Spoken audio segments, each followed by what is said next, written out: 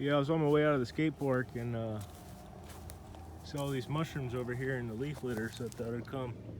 Rather the pine litter, pine needles.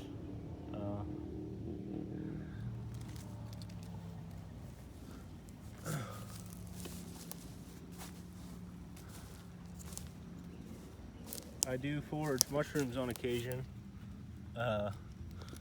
Ones that I can confidently ID, you know, unmistakably. These are not that. You know, I would not dare assume these to be good eats. They're just too many lookalikes.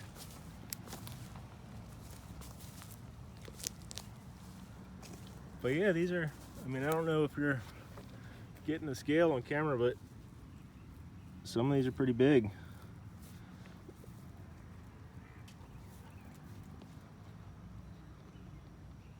But yeah, that's about it.